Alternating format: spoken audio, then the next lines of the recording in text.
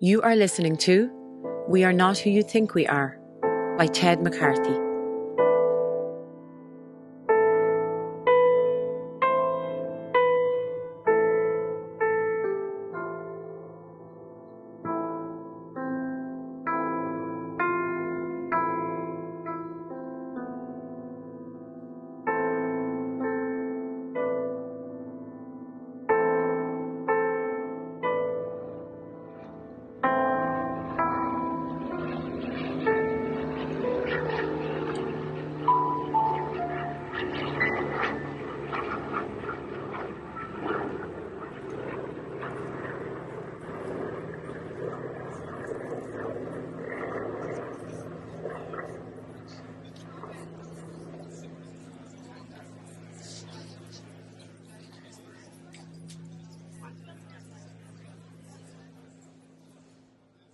The earliest known city is Çatalhöyük, a settlement of some 10,000 people in southern Anatolia, modern Turkey, which existed from approximately 7,400 BCE to 5,200 BCE. Archaeologists have unearthed the remains of more than 20 successive settlements in Jericho, the first of which dates back 11,000 years. During its 4,000 years of existence, Troy was repeatedly destroyed and rebuilt. As a result, the archaeological site that has been left is divided into 9 layers, each corresponding to a city built on the ruins of the previous. This is the case with our ancient surviving cities. Most cities, however, are more recent. Hiroshima was founded as recently as 1589, but did not officially gain city status until 300 years later. It was, of course, the first military target of a nuclear weapon in history. This occurred on August 6, 1945.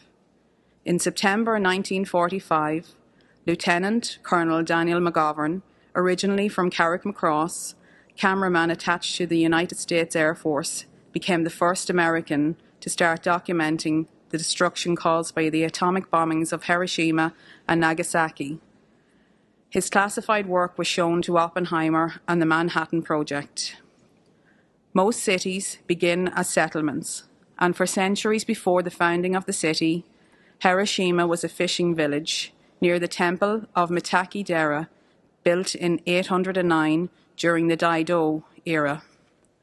The temple grounds include 3 waterfalls, known as Kannon no Taki, named for the Buddhist goddess of mercy, and their waters are used as an offering to the victims of the atomic bomb during the annual Hiroshima Peace Memorial Ceremony. It goes without saying that every town, village, city, past and present, and the people living there have their secrets, their partial truths. We and the voices you will hear have this in common. We are not who you think we are.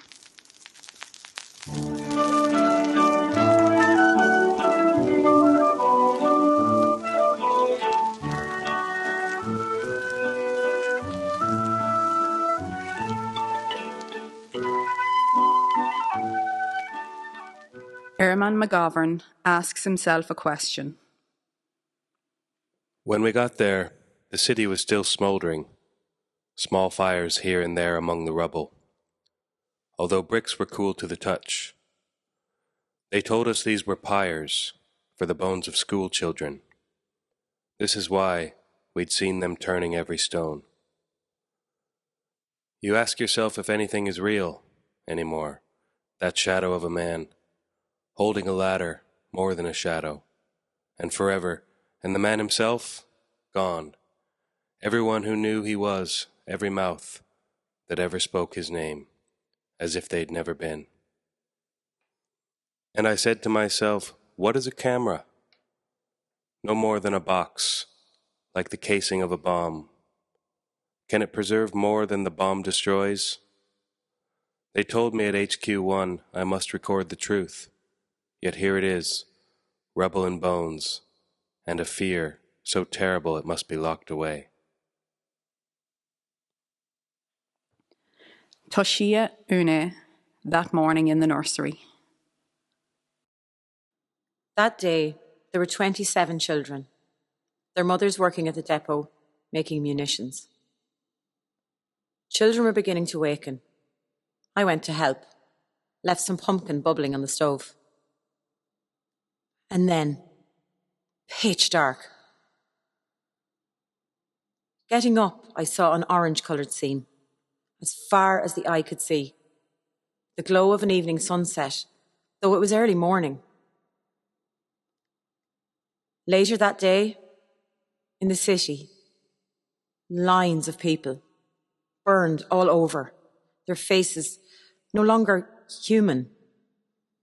All they could do was babble. Then, using body language, they wanted water. They were desperately thirsty. Yes, I said, yes, of course. But a policeman stopped me, told me the water was contaminated.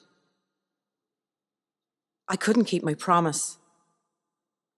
I went back to my home, what was left of it. What else could I have done? But for years, they haunted me. Their faces, their gestures. The woman who wasn't Mitsumo Ochi. I am not Mitsumo Ochi. Who is she? Did she ever exist? I can't remember who I am. I only know who I am not. My spirit will have no rest until I remember who I am. For 80 years, I have wandered across the streets of the city, looking for my son, who himself may have been killed in the explosion. If I can see him, recognize him, I might at least know that I'm his mother. But perhaps he too is looking for me, has forgotten who he is. What then? Today, I only know who I am not. At the bank that morning, all I remember is light. No more than that. I became nothing. I became the light. Now I am a light, and light is everywhere, they say. But what is light without eyes to see? Darkness. So what am I really? Do I exist? I move along Ekinishi and look at the neon signs. On, off, on, off, exist, not exist. If only I could be a neon sign. Red, green, blue, spelling my name, if I could remember it. But I am not Mitsumo Ochi. Around 8:15 a.m., several people had gathered outside Sumitomo Hiroshima Bank in Kamiya-cho, waiting for its doors to open. A 42-year-old woman named Mitsuno Ochi, it is believed, had been waiting on the footsteps, wanting to withdraw interest on a deposit. The fireball at Ground Zero reached Sumitomo Hiroshima Bank, located 260 metres away, in a second with a surface temperature of 5,000 degrees Celsius. The intense heat and light left the shadow of a female form on the bank steps. To this day, no one knows for certain who she was, but on the morning of the 6th, Mitsumo Ochi disappeared forever.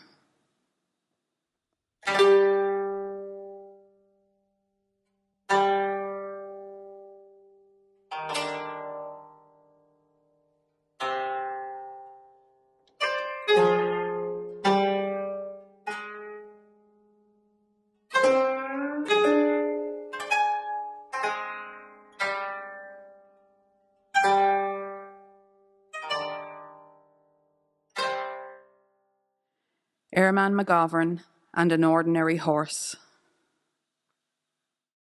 When I was a boy in Ireland, I watched my father walk past men waiting in ambush. He was a policeman. They were rebels. But they didn't shoot him. I often wondered which side he was on, if maybe he had a foot in both camps. That war back then, it wasn't about kings or flags. It was local. It was about keeping secrets more than anything. We had ours too, in Japan. Admiral Halsey riding the Emperor's white horse in the palace grounds. 200 feet of footage, except it was an ordinary white horse. There were so many things the folks at home couldn't be allowed to know. When I saw that kid just lying there, his back like a bubbling bowl of tomatoes, I knew no one in the States would ever get to see it. Yes, that was the moment the seed was planted. Mrs. Une discovers the waterfall. For the first time, I felt something like relief. The voices of the dead settled to a murmur, and I thought, is it possible to be redeemed? I sat by the shrine, and suddenly it came to me. Nothing is without meaning. A drop of water landing on a rock, waiting to be dried by the sun. Is it any more or less than a human soul? I had a little flask for myself, but it wasn't for myself any longer. I filled it from a shallow pool.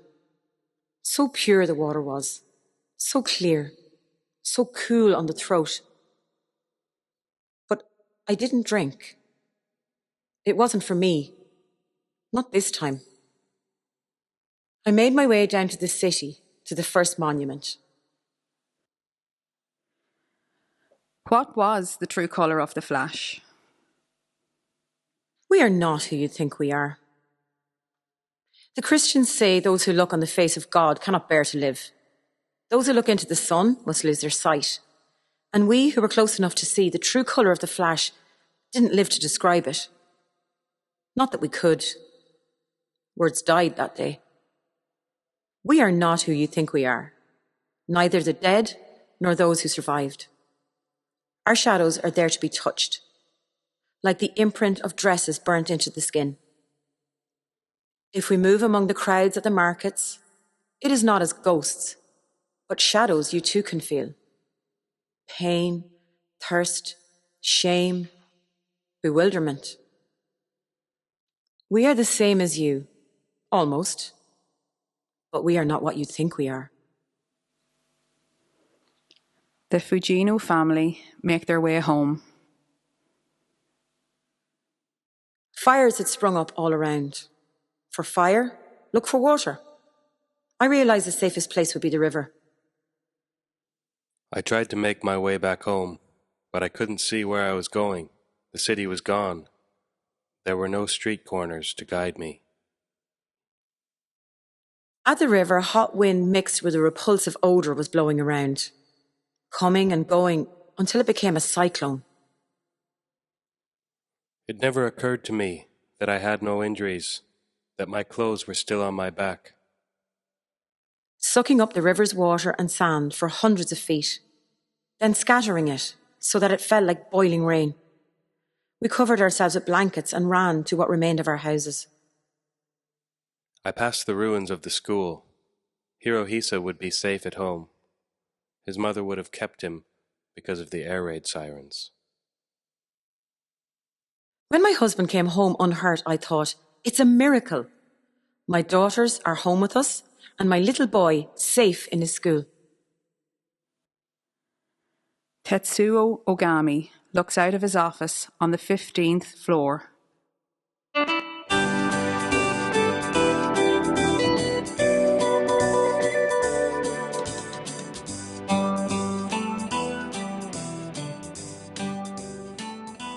It is 1971. The Emperor is in London. He is friends with the Queen of England. We are all friends now. But after the war, my family shunned me because of what others had done in China, Korea. Rape, murder, women, children. What was that to me? I was a military clerk in Hiroshima Castle. I pulled children from collapsed buildings, put out fires. The men who dropped the bomb were given medals. I took upon myself the army's shame. I am a successful businessman, a millionaire. I have American buddies. I follow the World Series. My English is impeccable. Yes, we are all friends now, but I still believe it was better 1,000 times that Japan vanish forever beneath the waves of the Pacific than endure the shame of surrender. Of the 90,000 buildings in Hiroshima, only 28,000 remained. Of the city's 200 doctors, only 20 were left alive or capable of working. 3 days later, another nuclear attack engulfed the city of Nagasaki. Living beings, including plants, animals and humans, were burnt, leaving the ground where they walked or sat less damaged than the surrounding area. Human beings left behind a haunting shadow that would be remembered as Hito Kaga no Ishi, or human shadow etched in stone. In the case of the figure at the bank, the surface of the surrounding stone steps was turned whitish by the intense heat rays. The place where the person was sitting became dark like a shadow.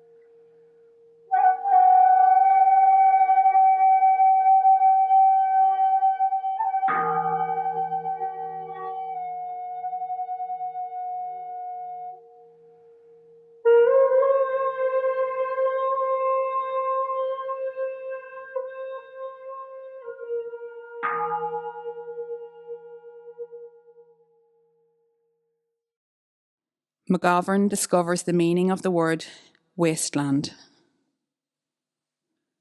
I was never a great one for imagination. Machines were more my line. The shutter clicks, you capture the light, the truth of what's there. Facts.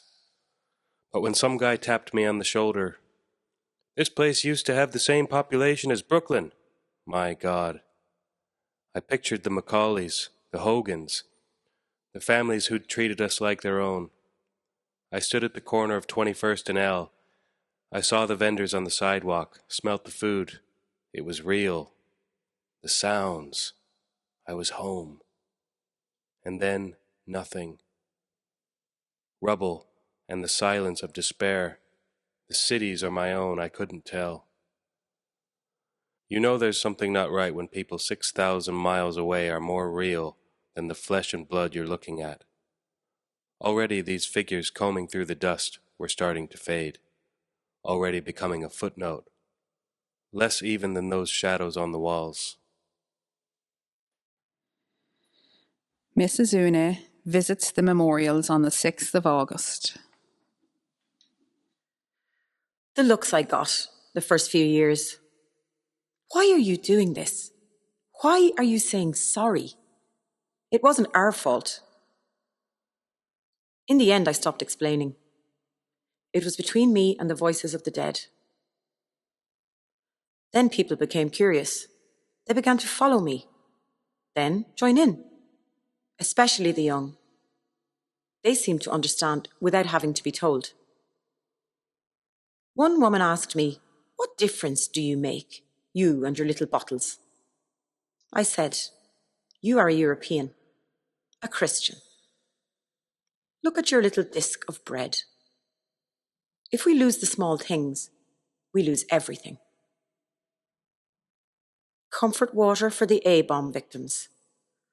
126 bottles. One for every shrine. Some days are so hot, the water turns to vapor as soon as it touches the stone." The stars look down on the Fujino family. At the school there were so many bodies lying around, others buried. At the school we found Gohara, the big boy who took Hirohito to his seat on his first day. He didn't have a scratch. Even his hat was on properly. I thought maybe our little boy has run to the hills like he was taught. I knew only older children could have run away.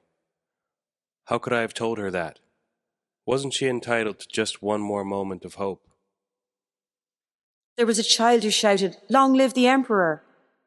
and another crying, "Mother, Mother!" though he could scarcely breathe. Suddenly everyone fell silent, as if we'd all given up at exactly the same moment. Couldn't the child crying, "Mother, Mother," have been my own? It nearly drove me crazy thinking about it.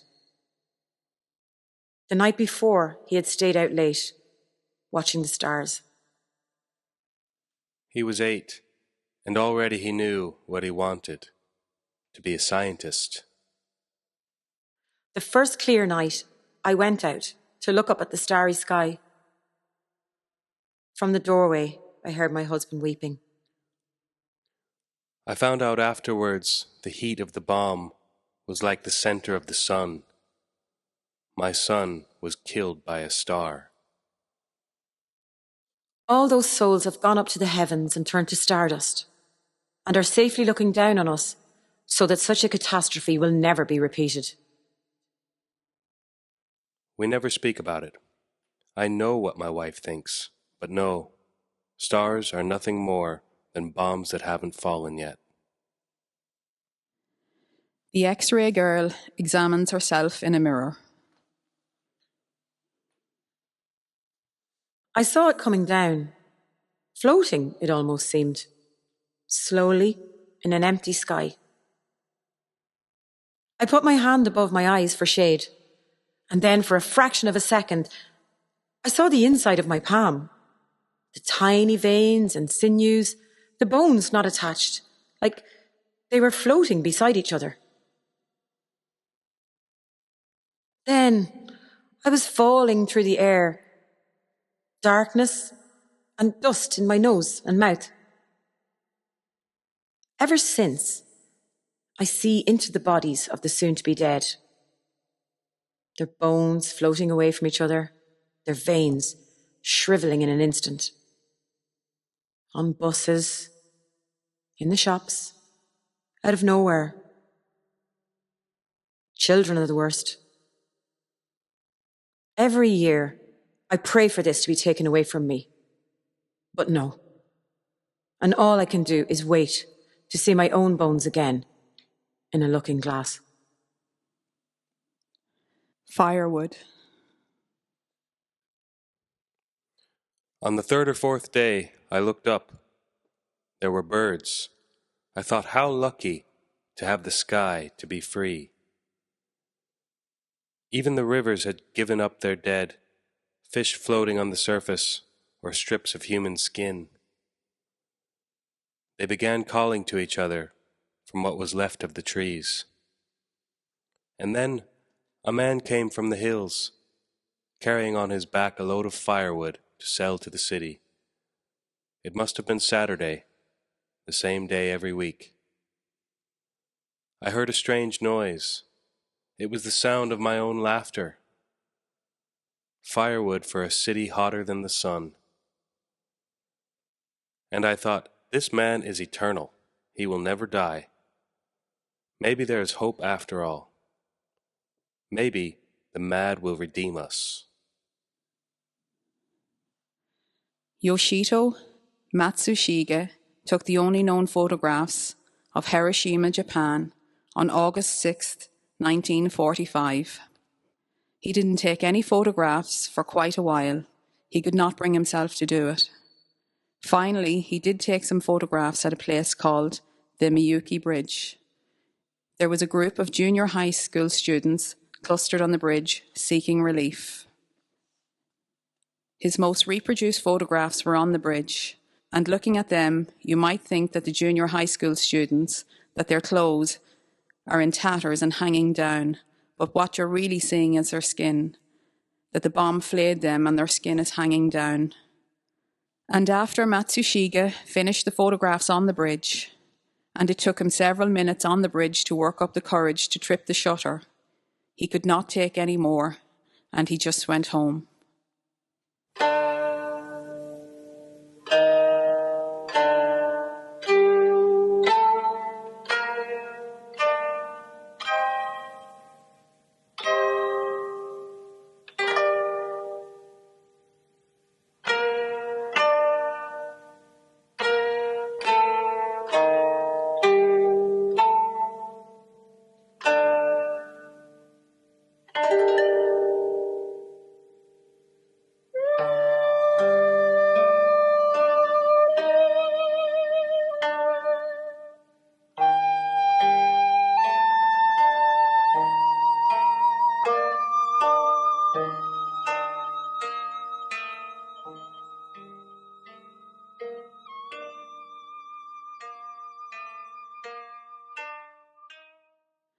The captain ponders the risk of court-martial. The boy with the burning back, it would have been as though he'd never lived. And that workman, his shadow on the wall, all that was left of him. 100,000 feet of film suppressed. Those people buried a second time. I couldn't let it happen, so I made copies. Hid one, kept the other for myself, just in case. I thought of my father as I did it, how he'd helped protect a family from the black and tans, how he'd done some good in the world, and how truth is no small thing. I remembered, too, the face of the first dead man I'd filmed, pulled from a shot-up plane. There were so many after that, and I realized, for years, I'd simply been filming graveyards, not cities. But different this time. The dead and the living dead, and the faces of those who couldn't die. Newspapers and magazines. It was so difficult to believe a city could grow back so quickly, like a forest of glass and concrete, lit up even before the sun went down. Everybody on the move, just like before. After many years, I became not famous, but well known. People would stop me and say, "Aren't you the water woman?" Or, "Aren't you the lady who goes around all the monuments on the anniversary?" Later, they came to know my name. They would say, "Good morning, Mrs. Une. We saw your picture in the newspaper." And it made me uneasy somehow. I think how strange life is, that they could know my name, and the names of the dead are forgotten. Stranger still, you'd see them everywhere, on posters, on magazines, movie stars, singers. How they spend their whole lives trying to be famous, longing for the public to recognize them.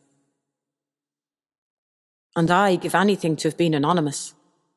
Just an everyday old woman, going about her business in an ordinary city on any day of the year. Mr. Hakimi contemplates the river.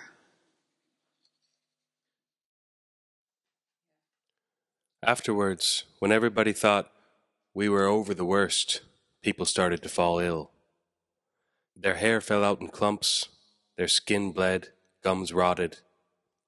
Then they began to die. My relatives, my friends. And I was perfect. How could this be? Was it because I'd prayed only for myself to live the moment the bomb hit? I'd stand chatting on street corners with people you could see were sick, and others would stare at me as if to say, "How did he get away with it?" I began to see resentment in the eyes of my loved ones. They denied it, but I couldn't believe them. I prayed for them, but it was too late. So I prayed for myself, for sickness of any kind, knowing it would be easier to bear than the guilt I felt. But nothing changes, and here I am, knowing myself cursed, and no way out but to walk into the water, here at the bridge where it all began, and let the river carry me away, and make me at last like the others. The Fujino daughters wait their turn. The night before she died, my sister and I took our mother out to see the stars. It was bitterly cold, but what did it matter? The next day, she left to join our brother and father. There are fewer of us every year. We are thinning out. Soon, we will be gone. The stars are dying too. More of them each year than us. But more are born too. I think of them as Hiroshima children. Our spirits and theirs. Meeting somewhere pain can't find us.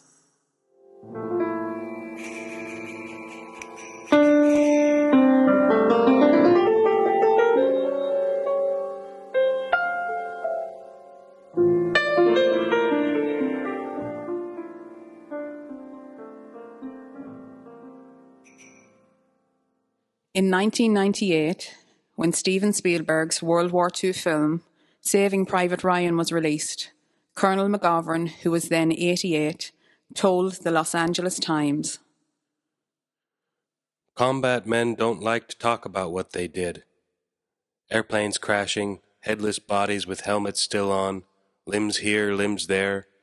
You say, 'There but for the grace of God,' but you don't talk about it. You relive it in your sleep. You go through recollections of pulling bodies out of airplanes, an experience you never forget." Hiking in the mountains some years after the explosion, Mrs. Une came across Kanan no Taki, a beautiful waterfall named for the Buddhist goddess of mercy, just outside central Hiroshima. Una thought, had she known that such a pure water source was close by, maybe she could have helped the injured. She resolved to offer comfort to their souls and ask their forgiveness for failing to keep her promise by making offerings of Hiroshima's purest water at memorial monuments throughout the city. This act of offering water to comfort the souls of the dead of Hiroshima and Nagasaki is termed kensui, and Une continued to perform the simple but poignant rite at scores of monuments for more than 50 years. Part of Nagasaki's annual Peace Memorial Ceremony, a kensui rite was added to Hiroshima's ceremony in 1974, with Mrs. Une taking part until her death in 2012 at the age of 93. Thousands of paper lanterns. I'm walking through a street I don't recognize. A woman walks ahead of me. She moves slowly. She's old and frail. The young no longer make atonement. They simply remember. And the sight itself is beautiful. I lengthen my stride, but I can never catch up. It might be I'm afraid to. She never looks round. Who would I see if she did? My mother, maybe. Or that woman crying outside her house the night the Tans burnt it. Thousands of paper lanterns set afloat as the sun goes down. To think it started with a small flask of water. Or maybe she has no face, only eyes burning into mine. I'm tired now. I think this will be the last time. How peaceful it is, simply to sit and watch the paper lanterns fade into the night, into the sea.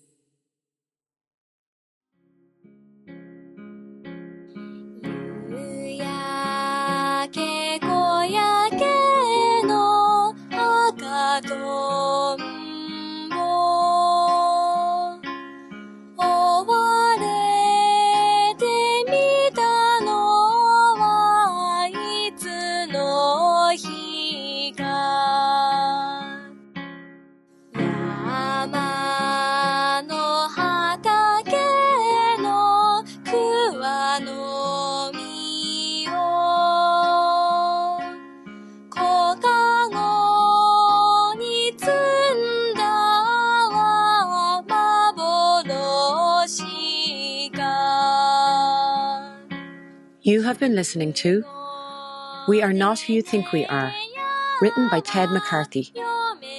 Performed by Janice Igo, Peter Broderick and Olivia Boyle. Produced by Ted McCarthy with Damien Brennan. Recorded and engineered by Damien Brennan.